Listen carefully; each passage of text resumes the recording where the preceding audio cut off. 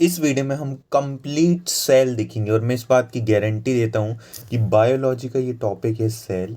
Biology में जो भी सेल से जितने भी क्वेश्चन आते हैं इस टॉपिक से, सेल टॉपिक से, इससे बाहर एक भी, यदि सेल टॉपिक से रिलेटेड है तो इससे बाहर नहीं आएगा। मैंने यहाँ पे 1000 से भी अलग अलग क्वेश्चंस को कलेक्ट किया है। टोटल 10,000 केवल सेल से रिलेटेड क्वेश्चंस हैं, उनको कंपाइल करके उनको नोट्स के फॉर्म में कन्वर्ट किया है।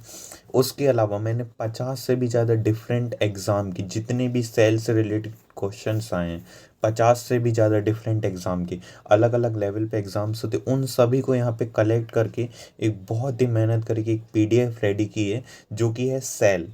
मोस्ट इम्पॉर्टेंट है, पूरा टॉपिक यहाँ पे कवर अप सेल है।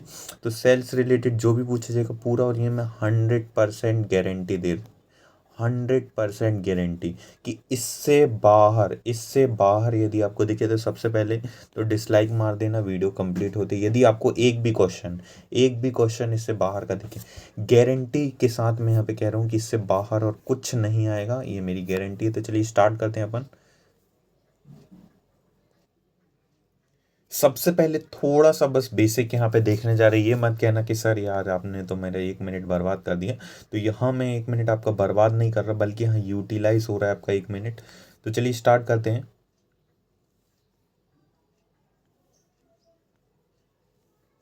कि जो बायोलॉजी है, जिसका नाम है जीव विज्ञान, आप कहोगे अरे ये हिंदी में लिखा है, तो मैंने इसको पूरी कोशिश की है कि जितना जो जो मेन वर्ड्स हैं उन सभी को यहाँ पे इंग्लिश में लिखा है। जितने भी क्वेश्चंस आ चुके हैं उन सभी को यहाँ पे मैंने इंग्लिश में लिखा है। जो भी क्वेश्चंस आए हैं, जैसे यहाँ पे 1802 पूछा है, लैंडमार्क पूछा है, ट्रेविनेंस पूछा है, जो भी क्वेश्चंस पूछे गए हैं उन सभी को मैंने यहाँ इंग्लिश में भी कंपाइल करके दिया है। तो ये मत बोलना यार ये हिंदी में, ये केवल एक्सप्लेन करने के लिए थोड़ा थोड़ा हिंदी में, तो इस पे मत देखना भाई। यदि आपको इतना ही मतलब हिंदी से दिक्कत है, बाकी आप बोल क्यों रहे हो हिंदी, मत बोलो, बोल छोड़ दो हिंदी बोलना। तो चलिए स्टार्ट करते हैं। बायोलॉजी, तो बायोलॉजी विज्ञान की एक शाखा है जिसके अंतर्गत जीवधारियों सजीव का अध्ययन किया जाता है। तो ये क्या कहलाता है, एक बायोलॉजी। अब ये बायोलॉजी शब्द है, जो वर्ड है, सबसे पहले इसका किसने यूज़ किया था, तो लेमार्क और ट्रेविनेंस। लेमार्क और ट्रेविनेंस ने 1802 में, किसने सबसे पहले बायोलॉजी शब्द का यूज़ किया, तो लेमार्क और ट्रेविनेंस ने सबसे पहले इसका यूज़ किया था, लेमार्क और ट्रेविनेंस ने। नेक्स्ट बात करें, बायोलॉजी जो वर्ड है ये ग्रीक भाषा के दो वर्ड से मिलकर बना है। अब ये जो दो वर्ड कौन कौन से हैं, लाइफ, ली, जीव यानी क्या होता है लाइफ, और लॉजी यानी होता अध्ययन। इसके दो शाखाएं हैं मेनली, एक होता है जूलॉजी और बॉटनी, आप सभी जानते होंगे। जूलॉजी क्या है, तो जूलॉजी की बात करें तो इसके अंतर्गत अध्ययन किया जाता है। जूलॉजी के जनक जो है, फादर कहलाते हैं, वो अरस्तु कहलाते हैं। और इसने अपनी पुस्तक जीव विज्ञान जंतु इतिहास यानी हिस्टोरिया एनामिलिज्म, एनी एनिमेलिज्म, ये पूछा गया है हिस्टोरिया एनामेलिज्म किसकी बुक है, तो अरस्तु की बुक है। किसकी बुक है, अरस्तु, हेरोडोटस, एरोडोटस की बुक है। Historia Animalium, Historia Animalium. तो इसमें रचनात्मक, इनका स्वभाव, वर्गीकरण आदि का जनन का इसमें अध्ययन किया जाता है। दूसरा है बॉटनी। बॉटनी यानी होता वनस्पति विज्ञान, इसके अंतर्गत जो पौधे होते, देखिए जूलॉजी यानी मेनली समझ लो ये एनिमल्स से रिलेटेड, और बॉटनी यानी प्लांट्स रिलेटेड। तो इसमें जो पेड़ पौधों का अध्ययन किया जाता है। बॉटनी का जो फादर कहलाते हैं वो कहलाते हैं थ्रियोफ्रास्ट्रस। जूलॉजी के कहलाते हैं अरस्तु, और बॉटनी के कहलाते हैं थ्रियोफ्रास्ट्रस। थ्रियोफ्रास्टस ने पौधों का वर्णन अपनी पुस्तक हिस्टोरिया प्लांटेरियम, प्लांटेरियम में किया। किसमें, हिस्टोरिया प्लांटेरियम, हिस्टोरिया प्लांटेरियम। और बॉटनी की जो उत्पत्ति हुई वो बोटा बोटेनस, बोटेनस जो वर्ड होता है जिसका अर्थ होता है घास। देखिए ऐसे ऐसे शब्द से तो उत्पत्ति हुई है, लेकिन इसकी उत्पत्ति जो हुई है वो बॉटनी शब्द की जो उत्पत्ति हुई है वो बॉटनस यानी घास से हुई। तो चलो अपने टॉपिक पे जाते हैं। तो जो है सेल, तो सेल क्या होता है, तो सेल की स्टडी सबसे पहले साइटोलॉजी कहलाती है। पूछा जा चुका है कि सेल की स्टडी साइटोलॉजी कहलाती है। प्रत्येक जीवधारियों की संरचना उनकी क्रियात्मक इकाई है। It is a structural and functional unit of life. तो प्रत्येक जीवधारियों के शरीर से जो मिलकर बना है, जीवधारियों की जो शरीर की कोशिका से मिलकर बना है जो इंसान की बॉडी है। सर्वप्रथम कोशिका की खोज कब की गई थी, सेल की खोज 1665 में। देखिए क्या होती है, जो सेल होती है वो छोटी सी होती है, तो किसको किससे उठाएंगे, हुक से, हुक से किससे उठाना पड़ेगा, हुक से उठाना पड़ेगा ना, छोटी सी सेल है। तो उसको इसको याद कर सकते, रॉबर्ट हुक ने इसकी खोज की, किसने की है, रॉबर्ट हुक ने। लेकिन इसने क्या की थी, एक डेड सेल की खोज की थी। कैसी सेल की खोज की थी, डेड सेल की। तो फादर कहलाते हैं इसके, फादर ऑफ साइटोलॉजी कहलाते हैं, इन्हीं को कहा जाता है, इन्हें किसको कहते हैं, रॉबर्ट हुक को। तो डेड सेल जो होती है, डेड सेल कोशिकाओं कि डेड सेल, जो डेड सेल मरी हुई, इनको कहते हैं नेफ्रोसिस। साथ में बोलते जाइए, नेफ्रोसिस। डेड सेल को कहते हैं नेफ्रोसिस, नेफ्रोसिस। तो रॉबर्ट ब्राउन ने अपनी कोशिका संबंधी खोजों का वर्णन माइक्रोग्राफिया अपनी बुक में किया है। सर्वप्रथम जो कोशिका है वो 1674 में एंटोनियो वॉन और ल्यूवन हॉक, फादर ऑफ बैक्टीरियोलॉजी, क्या कहलाते हैं, फादर ऑफ बैक्टीरियोलॉजी, इनके द्वारा खोजी गई कोशिका जीवाणु यानी बैक्टीरिया है, आरबीसी है, प्रोटोजोआ है और शुक्राणु। ल्यूमेन हॉक की जो पुस्तक है वो है सीक्रेट ऑफ नेचर, इनकी बुक का क्या नाम है, सीक्रेट ऑफ नेचर। नेक्स्ट बात करें स्लाइडन एवं स्वान। स्लाइडन एवं स्वान ने कोशिका सिद्धांत दिया, और कोशिकाओं से बना है, इसलिए कोशिकाओं का सबसे छोटा अंग क्या कहलाता है, सबसे छोटी इकाई। स्लाइडन एवं स्वान ने ये सिद्धांत दिया। अब ये कुछ फैक्ट्स हैं, कुछ कुछ थोड़े बहुत फैक्ट्स हैं जो कि पूछे जा चुके हैं। तो सबसे पहले कोशिका के पिता, कोशिका विज्ञान के पिता, तो ये कौन कहलाते हैं, स्वानसन। क्या कहलाते हैं, स्वानसन, स्वानसन। देखिए ये मत देखिए अरे यार ये क्या बोल रहे हैं, स्वानसन स्वानसन, क्योंकि ये पूछा जा चुका है कि कोशिका विज्ञान के पिता कौन कहलाते, स्वानसन। इन्होंने सेल नामक पुस्तिका लिखी। और भारतीय कोशिका विज्ञान के जो जनक वो के हैं, AK शर्मा। सबसे छोटी कोशिका है वो है प्लास्मोडियम, और सबसे बड़ी कोशिका है शुतुरमुर्ग का अंडा। सबसे लंबी जो सेल है वो है नर्वस सिस्टम। सबसे ह्यूमन में बात करें तो ओवम होती सबसे बड़ी सेल, और स्पर्म सबसे छोटी सेल होती। नेक्स्ट होता है नोट। अब यहाँ कुछ नोट्स हैं जो कि काफ़ी ध्यान से देखिए। तंत्रिका जो होती है, तंत्रिका कोशिका, किसी भी प्रकार का विभाजन नहीं होता, यानी सबसे ज़्यादा, सबसे कम किसी में होता है सेल डिवीज़न। सबसे कम सेल डिवीज़न किस में होता है, तो वो है ब्रेन में, नर्वस सिस्टम में। जो ब्रेन में सेल पाई जाती है उसमें सबसे कम जो सेल डिवीज़न होता है।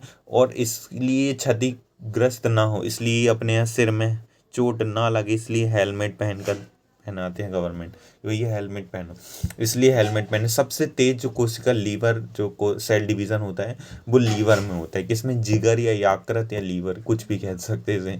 तो सबसे जल्दी ठीक हो जाएगा, यानी इसको कुछ भी हार्म हो। तो एकमात्र ऐसी कोशिका जो अपना आकार बदल सकती है वो है WBC। जो एकमात्र सेल जो अपना जो शेप है उसको चेंज कर सकती है वो है WBC।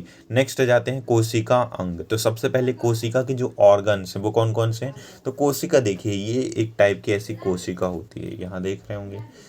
देखिए एनिमल में अलग होती है और प्लांट में अलग अलग टाइप की जो सेल्स वो पाई जाती है। तो यहाँ मैं बात कर रहा हूँ तो गोल सेल। तो जो सेल दो टाइप की होती है, गोल एक चौकोल। तो जो सेल होती है इसमें सबसे बड़ा जो इसका पार्ट होता है सेल का वो होता है न्यूक्लियस। क्या होता है, न्यूक्लियस। तो सेल का सबसे बड़ा पार्ट क्या कहलाता है, सबसे बड़ा जो होता है वो होता है न्यूक्लियस। इसके बाद होता है माइट्रोकॉन्ड्रिया। माइट्रोकॉन्ड्रिया कैसे, दूसरा सबसे बड़ा पार्ट है, इसको power house of the cell कहते हैं। एक होता है लाइसोसोम, इसमें हाइड्रोलिटिक एंजाइम पाया जाता है। क्या पाया जाता है, हाइड्रोलिटिक एंजाइम। तो ये जो हाइड्रोलिटिक एंजाइम होता है ना, ये पूरी सेल को भी ब्लास्ट कर सकता है, इसलिए ना इसे, इसको क्या बोलते हैं, हाइड्रोलिटिक एंजाइम को ट्रैफिक पुलिस ऑफ सेल भी कहते हैं, या कोशिका का आत्माग्रह यानी आत्महत्याग्रह, यानी सोसाइड बैग ऑफ सेल भी कह सकते हैं इसको। तो माइट्रोकॉन्ड्रिया, लाइसोसोम। एक होता है साइटोप्लाज्म। साइटोप्लाज्म में क्या होता है, तो साइटोप्लाज्म क्या करता है, सेल का डिवीजन करता है, सेल डिवीजन करता है। तो माइट्रोकॉन्ड्रिया, लाइसोसोम, सेंट्रोप्लाज्म। एक होता है प्लास्टिड, ये केवल एनिमल में पाया जाता है। प्लास्टिड केवल इसमें किस में पाया जाता है, एनिमल में पाया जाता है प्लास्टिड। अब नेक्स्ट बात करते हैं, प्लास्टिड एनिमल में बस पाए गए हैं। इसके अलावा एंडोप्लाज्मिक रेटिकुलम, ER, इसको स्केलेटन ऑफ सेल भी कहते हैं। तो एंडोप्लाज्मिक रेटिकुलम जो होता है स्केलेटन ऑफ सेल भी कहलाता है। और ये जो होता है इसके ऊपर बिंदु बिंदु बिंदु बिंदु छोटे छोटे राइबोसोम पाए जाते हैं। अब राइबो एंडोप्लाज्मिक रेटिकुलम ये दो टाइप के होता है, एक होता है रफ एंडोप्लाज्मिक रेटिकुलम, दूसरा होता है स्मूथ एंडोप्लाज्मिक रेटिकुलम। अब ये जो रफ होता है ना, तो रफ की बात करें तो ये प्रोटीन सिंथेसिस करता है, और जो स्मूथ एंडोप्लाज्मिक रेटिकुलम होता है वो फैट सिंथेसिस करता है।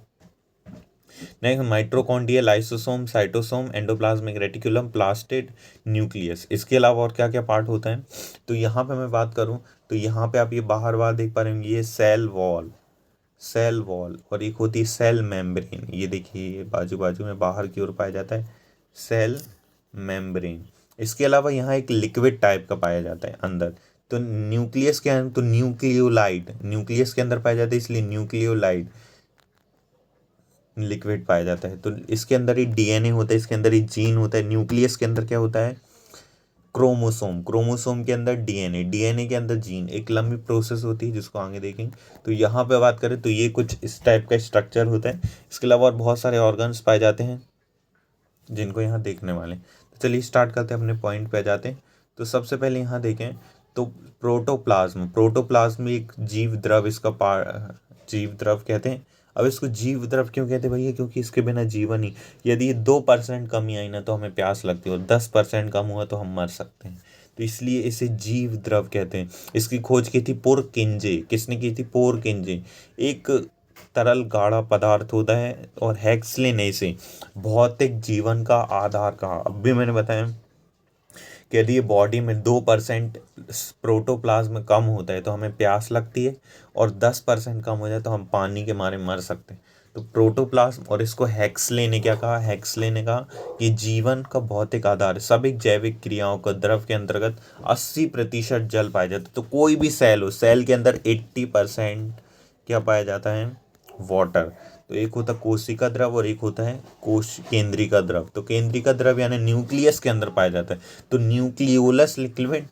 और जो सेल के अंदर पाया जाता है तो सेल, और इन दोनों को मिला के बनता है प्रोटोप्लाज्म। एक एक करके देखते हैं इसको। तो सबसे पहले होता है सेल वॉल। तो सेल वॉल की, कोशिका द्रव कोशिका को सूखने से बचाता है, ये बात और याद। अब आ जाते हैं सेल वॉल। तो सेल वॉल क्या होती है, तो कोशिका भित्ति की खोज रॉबर्ट हुक ने की। तो सबसे पहले देख लो, रॉबर्ट हुक द्वारा खोजी गई। तो सेल वॉल, सेल की खोज किसने की, रॉबर्ट हुक ने की। सेल वॉल की खोज किसने की, रॉबर्ट हुक ने की। ये 2-3 बातें हैं, इनको थोड़ा देखना है। नेक्स्ट बात करें, प्रोटोप्लाज्म की खोज किसने की, तो प्रोटोप्लाज्म की खोज पोरकिंजे ने की। तो अभी तक देखें प्रोटोप्लाज्म, प्रोटोप्लाज्म किसने खोजा, प्रोटोप्लाज्म किसने इन्वेंट किया, तो प्रोटोप्लाज्म जो है वो पोरकिंजे ने किया, और सेल वॉल जो है वो रॉबर्ट हुक ने किया। तो कोशिका के बाहरी आवरण को कोशिका भित्ति कहा जाता है, और ये सेल्यूलोज से बना होती है, और केवल पादपों में पाया जाता है। ये केवल किस में पाया जाता है, केवल प्लांट्स में पाया जाता है। और जीवाणु एक पादप होता है जिसकी भित्ति ग्लाइकॉल की बनी होती है। किसकी बनी होती है, ग्लाइकेन। किसकी बनी होती, पेप्टिडो ग्लाइकेन। किसकी बनी होती, पेप्टिडो ग्लाइकेन, पेप्टिडो ग्लाइकेन। कोशिका में जो कोशिका भित्ति होती है वो काइटिन की बनी होती है, काइटिन। अब जो सहवाक होते हैं उसमें किसकी बनी होती है, तो यहाँ बात करें CaCO3, cellulose plus CaCO3 galactose और से बनी होती है। नेक्स्ट आ जाते हैं सेल मेम्ब्रेन। ये दोनों प्लांट और एनिमल दोनों में पाया जाता है। ये जो सेल वॉल का जो बाहरी झिल्ली होती है, और जो कोशिका तथा आंतरिक झिल्ली को प्लाज्मा झिल्ली भी कहते हैं। तो ये जो होता है मेम्ब्रेन, मेम्ब्रेन यानी क्या होता है, झिल्ली। तो कोशिका जंतु में केवल एक ही प्रकार का आवरण, जितने भी एनिमल्स होते हैं उनमें एक ही टाइप की जो वॉल पाई जाती है वो होती है सेल मेम्ब्रेन, सेल मेम्ब्रेन। तो एनिमल्स में पाया जाता है सेल मेम्ब्रेन, और प्लांट्स में पाया जाता है सेल वॉल, और सेल मेम्ब्रेन दोनों में पाया जाता है। और ये जो सेल मेम्ब्रेन बना होता है वो बना होता है फॉस्फोलिपिड का। किसका बना होता है, फॉस्फोलिपिड। यहाँ पे लिखा है फॉस्फोलिपिड का बना हुआ होता है, फॉस्फोलिपिड का यहाँ पे बना होता है सेल मेम्ब्रेन। नेक्स्ट है यहाँ पे, तो ये बाई लेयर्ड होता है। बाई लेयर्ड की संरचना होती है, 2 लेयर होती है इसमें। अब ये पूछा जाता है कई बार कि कितनी लेयर होती है, तो बाई लेयर्ड होती है। तो कोशिका के जो अंदर कि जो सभी अवयव हो इसी झिल्ली के अंदर रहते हैं। ये कोशिका के अंदर जाने वाले पदार्थों को नियंत्रण करता है, और ये सेमी परमिएबल यानी एक अर्ध परागम्य होता है। कुछ ही वस्तु अंदर जाने देता है, ऐसा नहीं है ये सब चले जाओ, सेमी परमिएबल होता है। नेक्स्ट जो है वो है माइट्रोकॉन्ड्रिया, तो माइट्रोकॉन्ड्रिया को सूत्र कणिका बोलते हैं हिंदी में। तो माइट्रोकॉन्ड्रिया की बात करें तो अभी तक किस किस की सेल पहले प्रोटोप्लाज्म की किसने खोज की? रॉबर्ट हुक ने। प्रोटोप्लाज्म रॉबर्ट हुक ने खोजा। प्रोटोप्लाज्म के बाद सेल वॉल पुरकिंजे। वो प्रोटोप्लाज्म की खोज किसने की है? Protoplasm Robert Hooke. और प्रोटोप्लाज्म की पुरकिंजे, यहाँ पे देख लेते हैं। चलिए अब यहाँ पे देखिए माइट्रोकॉन्ड्रिया किसने खोजा? अल्टमैन। Mitochondria Altmann. इसको ऑक्सी श्वसन करता है। इसमें क्या होता है? ऑक्सी श्वसन चलता है और एक क्रैब साइकिल चलती है, और जिसके परिणाम स्वरूप क्या एक एटीपी फॉर्म होती है, एटीपी तथा ग्लूकोज बनते हैं, और इससे हमें एनर्जी पावर मिलता है, इसलिए इसको power house of the cell कहते हैं। माइट्रोकॉन्ड्रिया की जो इंटरनल वॉल होती है यानी आंतरिक दीवारें होती है, इसको क्रिस्टी कहते हैं। क्या कहते हैं? क्रिस्टी। माइट्रोकॉन्ड्रिया एक अर्ध स्वायत्त है, क्योंकि इसमें 80% अपना कार्य स्वयं करता है। सोच लीजिए, अपना कार्य स्वयं करता है। माइट्रोकॉन्ड्रिया केंद्र के बाद दूसरा सबसे बड़ा कोशिका अंग है। तो मैंने आपको स्टार्टिंग में बताई, न्यूक्लियस के बाद दूसरा सबसे बड़ा पार्ट कौन सा है? माइट्रोकॉन्ड्रिया। माइट्रोकॉन्ड्रिया में दो टाइप की जो संरचना होती है, यहाँ पे ये देखिए चित्र दिख रहा है माइट्रोकॉन्ड्रिया का, ये है माइट्रोकॉन्ड्रिया। तो इसी के अंदर कुछ थोड़ा बहुत डीएनए, ऐसा नहीं डीएनए, थोड़ा बहुत डीएनए यहाँ पे दिख रहा होगा। इसकी जो वॉल होती है, यहाँ पे दिख रहा है, ये जो वॉल है उसको कहते हैं क्रिस्टी। ये देखिए क्रिस्टी कहते हैं, और इसमें कुछ कण पाए जाते हैं, राइबोसोम भी कुछ कुछ है, और आंतरिक यहाँ दिया हुआ एक आंतरिक संरचना एक, और एटीपी सिंथेसिस करता है ये, है ना। यहाँ पे मैंने हर चीज़ का फोटो लगाया, हर चीज़ जितना भी मैं पढ़ा रहा हूँ हर चीज़ को उससे रिलेटेड फोटो लगाऊँ। नेक्स्ट बात करते हैं कोशिका। तो कोशिका झिल्ली एक जाल होता है। क्या होता है? एंडोप्लाज्मिक रेटिकुलम क्या होता है? एक जाल होता है। जाल यानी आप समझ रहे हैं कि स्केलेटन टाइप का, जैसे बॉडी में हमारे यहाँ हड्डियों का जाल है पूरी बॉडी में, उसी प्रकार इसमें एक जाल होता है। तथा झिल्ली तथा कोशिका झिल्ली के मध्य स्थित होता है। ये कोशिका के अंदर आंतरिक सहायता करता है, और इसे कोशिका का आंतरिक कंकाल भी कहते हैं। यानी सेल ये दो टाइप के होते हैं, एक होता है चिकना यानी स्मूथ एंडोप्लाज्मिक रेटिकुलम, इसमें कार्बोहाइड्रेट और फैट बनता है। क्या बनता है? कार्बोहाइड्रेट और फैट बनता है।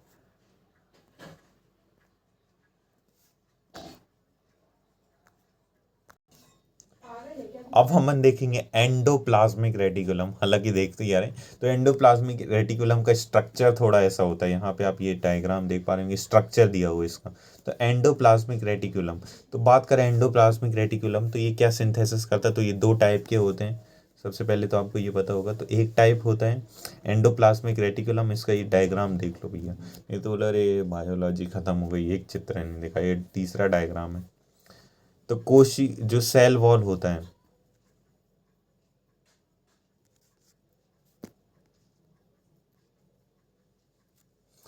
तो बात करें तो ये जो सेल इसके आसपास कम, जो ये कोशिका के आसपास कम स्थायी रहता है, और ये रफ एंडोप्लाज्मिक रेटिकुलम एक रफ होता है, एक स्मूथ होता है। स्मूथ एंडोप्लाज्मिक रेटिकुलम क्या बनाता है? तो स्मूथ एंडोप्लाज्मिक जो रेटिकुलम है वो फैट और कार्बोहाइड्रेट सिंथेसिस करता है। वहीं बात करें रफ एंडोप्लाज्मिक रेटिकुलम, तो ये राइबोसोम इसके ऊपर रखे होते हैं, टिक टिक टिक टिक ऐसे राइबोसोम होते हैं। तो ये जो राइबोसोम होते हैं ना, ये क्या करते हैं कि राइबोसोम एक प्रोटीन का निर्माण करते हैं, और ये केंद्र के आसपास अधिक स्थायी रहता है। नेक्स्ट बात करते हैं अपन राइबोसोम्स। तो राइबोसोम की बात करें तो यह कोशिका के अंदर सबसे छोटा अंग है। सबसे बड़ा क्या है? न्यूक्लियस। दूसरा सबसे बड़ा माइट्रोकॉन्ड्रिया। सबसे छोटा है राइबोसोम, इसलिए इसे प्रोटीन फैक्ट्री है, प्रोटीन का निर्माण करता है, इसलिए इसे प्रोटीन फैक्ट्री कहते हैं। और पावर हाउस ऑफ सेल किसको कहते हैं? तो माइट्रोकॉन्ड्रिया को कहते हैं power house of cell. Protein synthesis करता है, इसलिए इसको क्या कहते हैं? प्रोटीन की फैक्ट्री। तो राइबोसोम की खोज पैलेट ने की। अल्टमैन ने किसकी खोज की बताना है? अल्टमैन ने क्या खोजा? राइबोसोम की खोज पैलेट ने की, वैज्ञानिक नाम था तो राइबोसोम। राइबोसोम कोशिका का सार्वत्रिक यानी यूनिवर्सल कंपोनेंट है, यानी ये कंपलसरी है राइबोसोम आपको, ये एक यूनिवर्सल कंपोनेंट है। ये आपको डेफिनेटली 100% ये आपको कहीं ना कहीं दिख ही जाएगा, है ना। तो काफ़ी बड़ा है ये चैप्टर, तो इसको देख लेते हैं। इसमें राइबोसोम को यूनिवर्सल कंपोनेंट ऑफ कहते हैं। तो ये दो टाइप के होते हैं राइबोसोम में, कोई भी एक ऐसा कोई अलग से झिल्ली नहीं पाई जाती।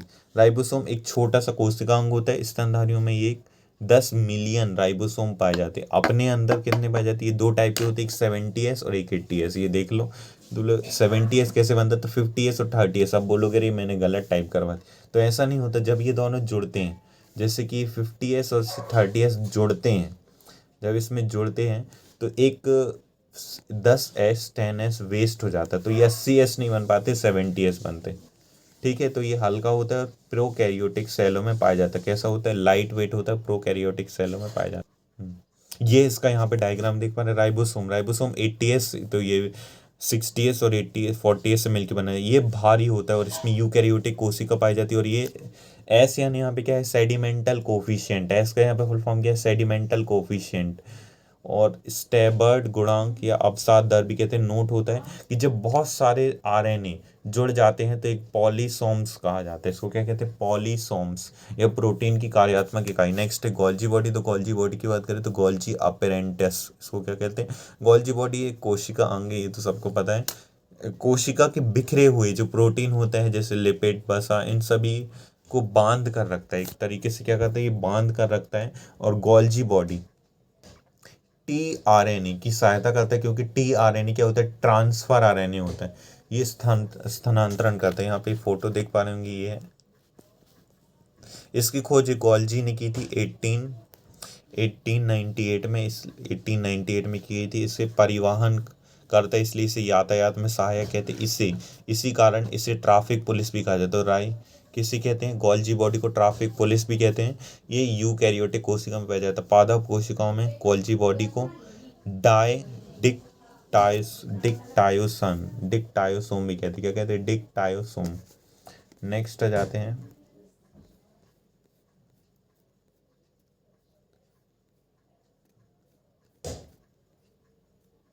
यह केंद्र के आसपास उपस्थित होता है। गोल्जी बॉडी के टूटने से लाइसोसोम और रसधानी का निर्माण होता है। कोशिका का जो मुख्य डोअंग यानी सीक्रेशन अंग। नेक्स्ट बात करें सेंट्रोसोम की, तो सेंट्रोसोम जिसको तारक कायता कहते हैं। क्या क्या तो कहते हैं?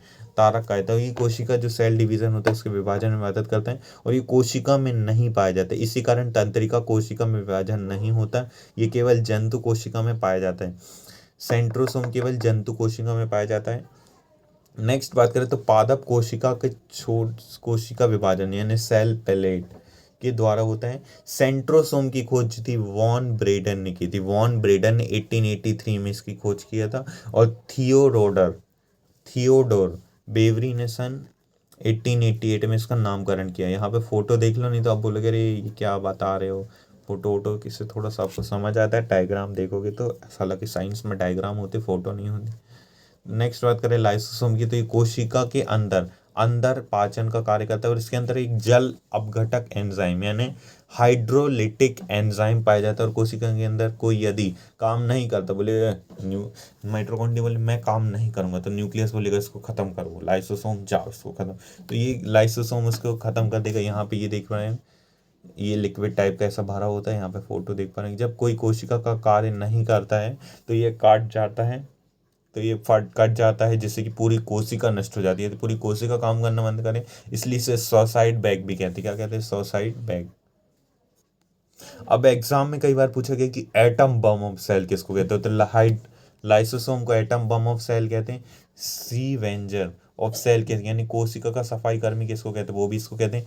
ऑइसोपोसल बैग किसे भी कहते हैं नहीं। इसकी खोज डी डुवे ने की। लाइसोसोम की जो खोज है वो किसने की? डी डुवे ने। आरबीसी के अंदर लाइसोसोम नहीं पाया जाता, इसलिए आरबीसी के मरने के लिए वो स्प्लीन में चली जाता है। स्प्लीन यानी क्या होता है? प्लीहा में पाया जाता है। और स्प्लीन को आरबीसी का कब्र कहते हैं। अब सबसे इंपॉर्टेंट आ जाता है न्यूक्लियस। इसकी खोज की थी रॉबर्ट ब्राउन ने। रॉबर्ट ब्राउन, इसकी ट्रिक है, जो बीज होते ज़्यादातर ब्राउन कलर के होते हैं। अब ये मत बोलना रही सब में कहाँ ब्राउन होते, तो एक ट्रिक है कि ब्राउन होते इसलिए इस पर ब्राउन पाया जाता है। ये कोशिका को नियंत्रित करता है, इसलिए इस कोशिका का दिमाग कहते हैं। 80% प्रोटीन यहाँ पाया जाता है। कोशिका केंद्र किसी भी कोशिका के अंदर सबसे बड़ा अंग होता है। अब यहाँ देखो नोट, कुछ कुछ इंपॉर्टेंट नोट, इनसे क्वेश्चन आए थे। नोट ऐसे ही नहीं बन गए। तो इंसानों में जो आरबीसी के बिना दिमाग वाली कोशिका कहा जाता है, जो आरबीसी उसके अंदर दिमाग नहीं होता, इसमें जो केंद्रक नहीं पाया जाता है।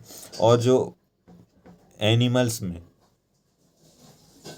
पैमतम ने कंपैरेटिवली कोशिका के बिना दिमाग वाली कोशिका कहा जाता है। पादपों में भी, क्योंकि इसमें केंद्रक अनुपस्थित होता है। कोशिका का अध्ययन कैरियोलॉजी कहलाता है। क्या होता है? सेल का अध्ययन साइटोलॉजी कहलाता है। लेकिन केंद्रक का अध्ययन यानी न्यूक्लियस का अध्ययन क्या कहलाता है?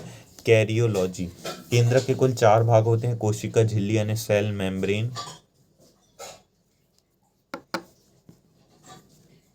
सेल मेम्ब्रेन केंद्र का निर्माण करता है, इसको लिप्रोप्रोटीन मिलकर, और केंद्र में यूकैरियोटिक सेल पाई जाती है।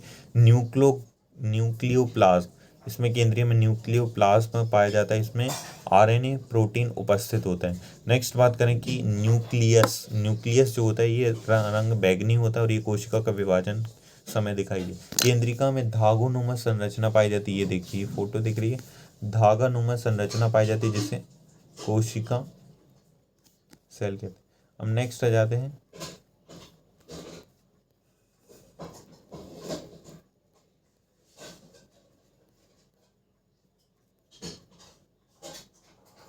रसधानी। रसधानी यानी क्या होता है? वैक्यूल्स। अब वैक्यूल्स क्या होता है? तो किसी कोशिका को खाली पड़े, जो भी रस खाली पड़ा जो स्थान होता है उसको क्या कहते हैं? रसधानी या वैक्यूल्स कह लेते हैं। आपातकाल में स्थिति में जब रसधानी जल, खनिज, पोषक तत्वों का जो स्टोरेज, इसे स्टोरेज हाउस ऑफ सेल भी कहते हैं। ये जंतुओं में छोटा होता है, लेकिन बात करें ये प्लांट्स में एक बड़ा होता है, एनिमल्स में छोटा होता है जो वैक्यूल्स होता है। स्प्लिंजी द्वारा प्रोटोजोआ में देखा गया। सब राजधानी को सबसे पहले स्प्लिंजी द्वारा प्रोटोजोआ में देखा गया। जो वैक्यूल शब्द है वो दुर डूजरडिन डूजरडिन डूजरडिन द्वारा दिया गया था। पादप में जो रसधानियों का सबसे बड़ा स्क्वेन होता है देखा गया। वैक्यूल्स एक झिल्ली से घिरी हुई संरचना होती है और टोकोप्लास्ट कहा जाता है। रसधानियों ठोस अथवा तरल होती है। ये फोटो है एक रसधानी की, वैक्यूल की। नेक्स्ट है प्लास्टिड। ये केवल प्लांट्स में पाया जाता है। सबसे बड़ा प्लांट का अंग है, को सबसे रंग देने का काम करता है ये। इसकी खोज हेक्सले ने की। हैकेल लवक में खोजी का सिम फैलर की फॉर्म में पाई जाती है। पादपों में पाया जाता है। ये 3 प्रकार का होता है: क्रोमोप्लास्ट में, क्लोरोप्लास्ट और ल्यूकोप्लास्ट।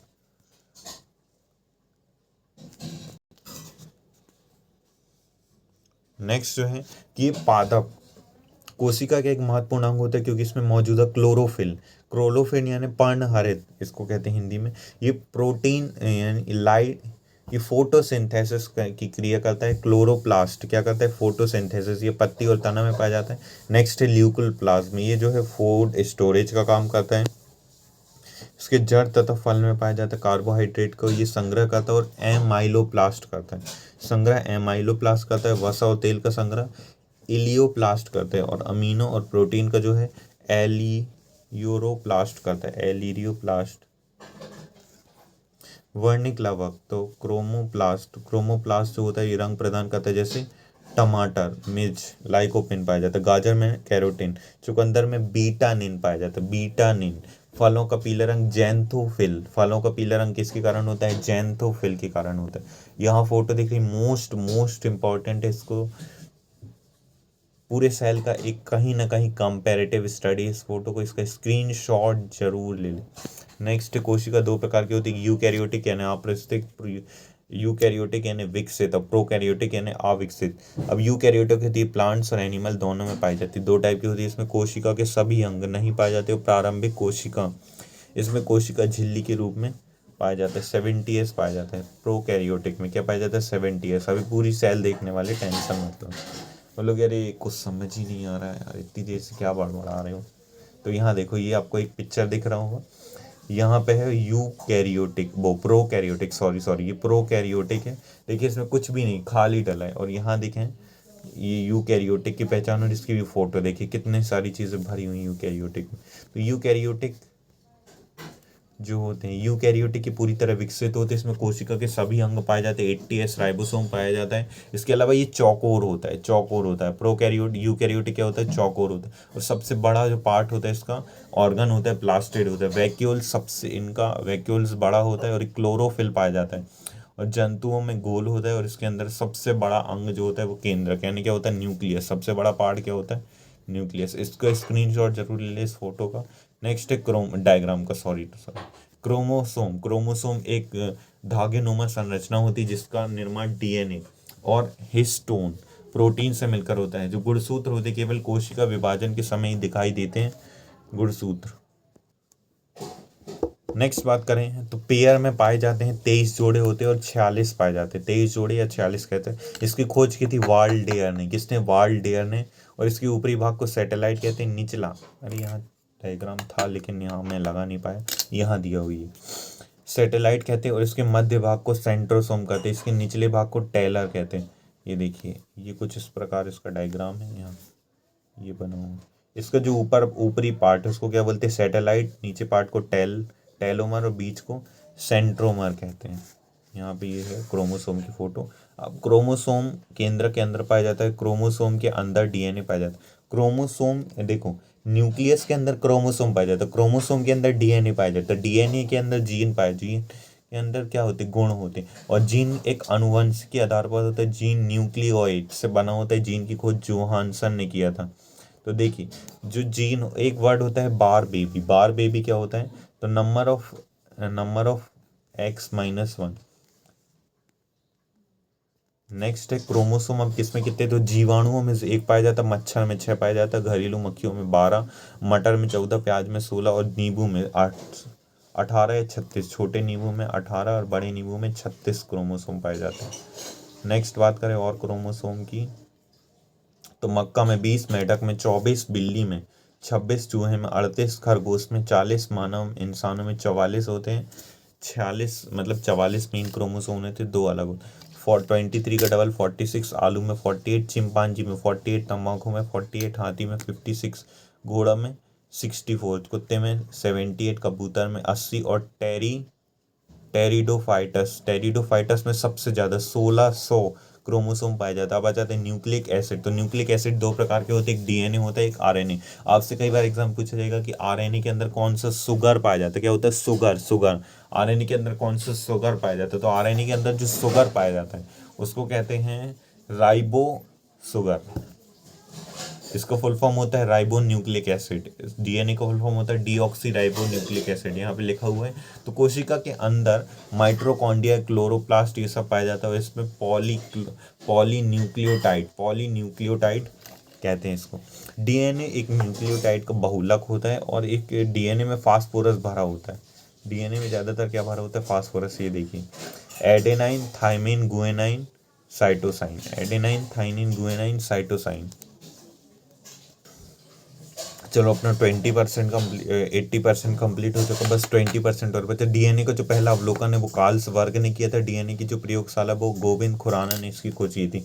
जो डीएनए में जो डबल हेलिक्स जो मॉडल होता है, वॉटसन और क्रिक ने 1953 में, कुछ फैक्ट्स हैं, 1953 में खोजा की, जिसके कारण 1962 में उन्हें नोबेल पुरस्कार दिए गए। डीएनए जो है वो खोजकर्ता फ्रेडरिक मिसर हैं। एडमिन तथा थाइमिन डबल हाइड्रोजन बॉन्ड, ये जेई में एग्जाम में पूछा गया कि डबल बॉन्ड कैसा, एडेनाइन और थाइमिन कैसा बॉन्ड बनाते? Double helix, double hydrogen bond बनाते, डबल बॉन्ड बनाते। और ग्यूएनाइन कैसे? ट्रिपल बॉन्ड बनाते, ग्यूएनाइन ट्रिपल बॉन्ड बनाते। ठीक है, चलिए। एडेनाइन यहाँ पे ATGC यानी adenine, thymine, guanine, cytosine. Adenine, thymine, guanine आनुवांशिकी का गुणवाहक होता है। डीएनए में जो अनुक्रम जीन को चिन्हित करने की एक प्रक्रिया होती है। डीएनए में जो अनुक्रम यानी जीन को चिन्हित करने की जो प्रक्रिया होती है और जो प्रोटीन की जानकारी प्रदान करने वाला जो डीएनए को जीन कहा जाता है। डीएनए में एक नाइट्रोजन बेस पाया जाता है जिसको थाइमिन कहते हैं। क्या कहते हैं? थाइमिन। नाइट्रोजन बेस पाया जाता है। डीएनए में जो नाइट्रोजन बेस होता है वो थाइमिन होता है, ये तो पता है। लेकिन भारत में जो फिंगरप्रिंटिंग हैदराबाद में स्थित है। फिंगरप्रिंटिंग, हाँ, इसका उपयोग जो है वो आपराधिक मामलों में जैसे गुत्थियों सुलझाने के लिए, और इसकी तकनीकी व्यक्ति जैसे जैविक अंश जैसे रक्त, बाल, लार, नाखून तथा कोशिका के स्त्रोतों द्वारा डीएनए की पहचान की जाती है। अब है आरएनए यानी राइबो न्यूक्लिक एसिड। तो आरएनए की ये सिंगल स्टैंडर्ड होता है, राइबो शुगर पाया जाता है और नाइट्रोजन बेस में adenine, adenine guanine cytosine, adenine guanine cytosine पाया जाता है, किंतु इसमें थायमिन की जगह क्या पाया जाता है, यूरेसाइल। प्रोटीन का संश्लेषण करता है, संश्लेषण यानी होता है नेमो। अब ये देखिए आरएनए के जो टाइप्स होते हैं, mRNA यानी messenger RNA, transfer RNA, messenger RNA, transfer RNA, है ना, इसके अलग अलग सेक्शंस होते हैं। नेक्स्ट जाते हैं,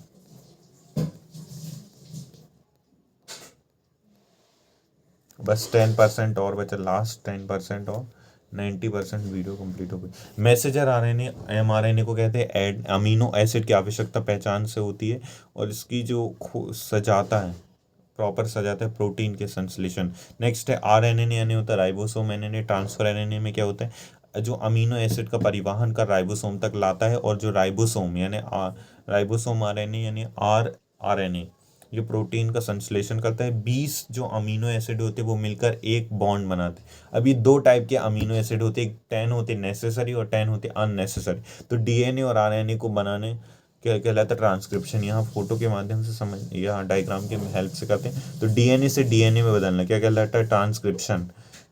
डीएनए से आरएनए में बदलना ट्रांसक्रिप्शन, और आरएनए से डी में बदलना कहलाता है रिवर्स ट्रांसक्रिप्शन। आरएनए से प्रोटीन में बदलना ट्रांसलेशन। नेक्स्ट बात करें डीएनए से डीएनए में बदल जाना, क्या कहलाता है, रेप्लिकेशन। रेप्लिकेशन आरएनए से आरएनए में बदलना रेप्लिकेशन, यानी कोई चेंज नहीं होना, वही का वही फॉर्म कर देना। कोशिका विभाजन यानी सेल डिवीजन होता है। तो ये कोशिका टूट कर जो दो या दो पार्ट में इसका डिवीजन होना है, कोशिका विभाजन कहलाता है। जिस कोशिका का विभाजन होता है उसे मदर सेल कहते हैं, और जिसमें विभाजन होता है उनको डॉटर सेल कहते हैं। क्या कहते हैं, डॉटर सेल। तो जंतुओं में जो कोशिका विभाजन होता है वो सेंट्रोसोम करता है, और जो एनिमल्स होते हैं इसमें प्लांट सेल द्वारा किया जाता है। ये है इसमें तीन टाइप, या फोर डायग्राम लगा दिया है। एमीटोसिस, अमीटोसिस यानी असूत्री विभाजन, समसूत्री विभाजन यानी मीटोसिस, अर्धसूत्री विभाजन यानी मियोसिस। मियोसिस ये दिया हुआ है। कोशिका को दो भाग में टूटना असूत्री विभाजन कहलाता है। देखिए सूत्री यानी कोई सूत्र लगा होगा, उसके माध्यम से उसका विभाजन हुआ, तो वो क्या कहलाता है। नेक्स्ट ये विभाजन जीवाणु, विषाणु, सूक्ष्म और प्रोकैरियोटिक में होता है। असूत्री विभाजन सबसे आसान विभाजन होता है, दो हिस्सों में तोड़ दो कैसे भी। नेक्स्ट होता है इस प्रकार में जो मदर सेल का आकार बड़ा होने लगता है, और इसके बाद चलकर दो हिस्सों में, दो बीच धस जाता है, इसके दो भागों में विभाजित होता है। नेक्स्ट है समसूत्री विभाजन, ये सोमेटिक सेल यानी 99% में होता है, और ये 1% को छोड़कर पूरे शरीर के जो होता है बनता है। मदर सेल टूट कर दो डॉटर सेल में बदल जाती है, और दोनों डॉटर सेल के क्रोमोसोम समान संख्या में आते हैं। इसकी 5 प्रकार होती है, देखो इंटरफेस, प्रोफेस, मेटाफेस, एनाफेस, टेलोफेस। मतलब ये क्या क्या बता रहे हैं, मैं इंटरफेस, प्रोफेस, मेटाफेस, तो भैया ये सब पूछा जा चुका है, इसलिए मैं यहाँ पे लिखा हूँ। इंटरफेस सबसे बड़ी अवस्था होती है, पूछा था डीएनए निर्माण में तथा क्रोमोसोम में। प्रोफेस स्प्लेंडर फेज होता है, यह धागा के प्रारंभिक होता है। मेटाफेस यानी स्प्लेंडर होता है, स्प्लेंडर फाइबर का पूर्ण रूप हो जाता है, और इसके अध्ययन की सुविधा के अनुसार यह सबसे महत्वपूर्ण अवस्था होती है। एनाफेज होता है, सबसे पहले तो 3 फेज ऐसे याद होगा, इंटरफेज यानी स्टार्टिंग, मेटाफेज बीच का, और टेलोफेज यानी अंतिम। एनाफेज होता है सबसे छोटी अवस्था होती है, इसमें क्रोमोसोम तथा कोशिका अंग ध्रुवों की ओर चले जाते हैं, ठीक है ना। सबसे अंतिम अवस्था होती है, इसमें दो हिस्सों में टूट जाता है। उसके बाद रीमार्क को कुछ देख लेते हैं, कुछ पॉइंट्स है, जैसे कोशिका के अंदर होने वाले निरंतर टूट फूट की भरपाई के लिए समसूत्री विभाजन होता है। कैसा विभाजन होता है, समसूत्री विभाजन होता है। छिपकली तथा पूंछ की जो पूंछ होती है उसको पकड़ोगे तो टूट जाएगी, तो छोड़ के चल देगा पूंछ, वो फिर से विभाजन होता है, जिसमें क्या रहते हैं, समसूत्री विभाजन होता है। कोशिका में होने वाले निरंतर टूट फूट की भरपाई समसूत्री विभाजन द्वारा होता है। नेक्स्ट है मीटोसिस यानी होता है अर्ध सूत्रीय विभाजन। अब इसमें क्रोमोसोम की संख्या घटकर आधी हो जाती है, और इसमें मदर सेल 4 डॉटर सेल में बढ़ जाती, क्रॉसिंग ओवर की घटना होती है, इसे प्रोस्फस की घटना भी कहते हैं। इसमें प्रोस्फस की अवस्था सबसे बड़ी होती, और कलर ब्लाइंडनेस में एक्स क्रोमोसोम प्रभावित होता है। नेक्स्ट लास्ट बचा अब ये पिटाऊ, थोड़ा सा ये डिसीज और देखना है।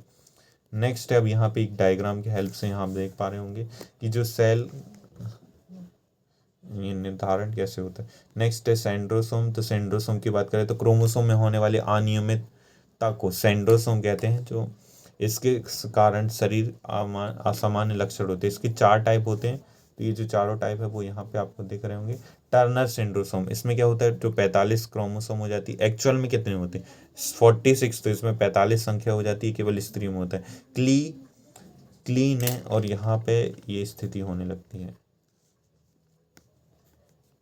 क्लीनेफेल्टर सिंड्रोम, तो क्लीनेफेल्टर जो सिंड्रोम होता है ये 47 क्रोमोसोम हो जाते हैं और ये केवल मेल्स में होता है। डाउन सिंड्रोम, जो डाउन सिंड्रोम की आप फोटो देख पा रहे हैं, तो ये जो डाउन सिंड्रोम 47 सेल्स होती है, मेल और फीमेल दोनों में होता है। इसको बेडोल भी कहते हैं और इसको मंगोलाइड भी कहा जाता है, मंगोलाइड। नेक्स्ट अंतिम जो रोग है वो है पटाओ। तो पटाओ, इसमें क्रोमोसोम की संख्या 47 हो जाती है और मेल और फीमेल दोनों में हो सकता है। इसमें मंद बुद्धि हो जाता है, बुद्धि नहीं बचती इंसान के अंदर, होंठ फट जाती। पेटाओ सिंड्रोम में 13 की अतिरिक्त लिपि सभी सूत्र बढ़ जाती। नेक्स्ट है वायरस कोशिका सिद्धांत का पालन नहीं करते। तो इस प्रकार हमारा ये सेल कंप्लीट होता है और ये गारंटी के साथ ही हमें कंप्लीट करता है कि सेल से इससे रिलेटेड या इससे बाहर क्वेश्चन नहीं है।